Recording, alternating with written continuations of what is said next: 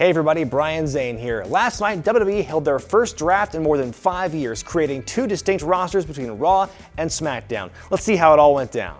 First off, let's address the big picks on the Raw side. They drafted Seth Rollins first overall, as well as Women's Champion Charlotte, Tag Team Champions The New Day, and US Champion Rusev.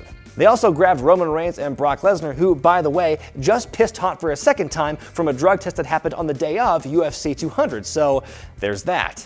But perhaps the biggest news of all to some fans, NXT's Finn Balor was called up to Raw last night. His name was called before Reigns, Cena, Orton, Lesnar, which gives you a good idea of where they value him in the company. Over on SmackDown, World Champion Dean Ambrose is the sole former Shield member to join the Blue brand. Other top picks include John Cena, AJ Styles, and Randy Orton. The only other champion they drafted to SmackDown was Intercontinental Champion The Miz. They also got Kalisto too, which is great since the Cruiserweight division is now on Raw.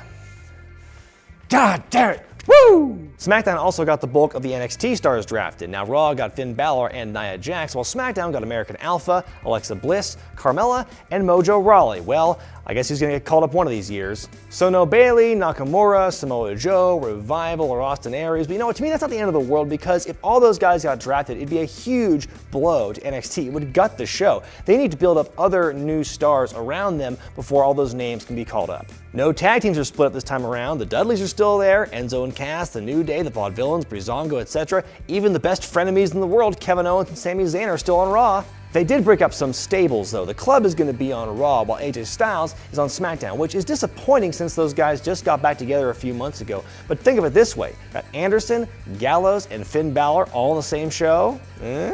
They also put Strowman on Raw while keeping Eric Rowan and Bray Wyatt together on SmackDown. It's a risky move since Strowman is definitely the least seasoned of the Wyatt henchmen, and so it could be interesting to see how he does on his own. But he can't be any worse than the Vintner.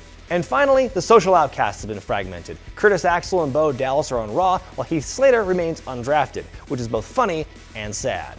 Overall, I'd say Raw definitely won this year's draft. They got more of the future stars of the company, more of the champions, more of the workhorses, what have you. On the SmackDown side, even though they've got Ambrose and Cena and Orton and Styles, aside from those guys, the rest of the roster to me doesn't pack quite the same punch that the rest of the Raw roster does. That isn't to say I think SmackDown's roster is bad. There's still a lot of good potential matchups to be had in that show, even if not all the internet's favorite wrestlers are on there. A lot can change next Sunday at Battleground. The US, Intercontinental, and WWE Championships all have the potential to hop shows. But even after that, what do the women and tag teams of SmackDown have to fight for? Will we be seeing more inter-brand title matches in the future? Are we going to be seeing brand-exclusive tag team and women's championships? Will we see a return of a second world title, maybe to be crowned at SummerSlam? These are just a few of the things I hope they address in the coming weeks. And hey, new commentary teams. Corey Graves is going to Raw, JBL's moving to SmackDown. That means no more Jerry Lawler, just as he was hitting his stride as a heel again.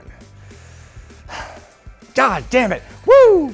Let me know what you thought about the draft in the comments section below, guys. Be sure to thumbs up this video if you like it, subscribe to Wrestling with Regret, and buy the t-shirts at ProWrestlingTees.com. I'm Brian Zane, and I'll see you next time.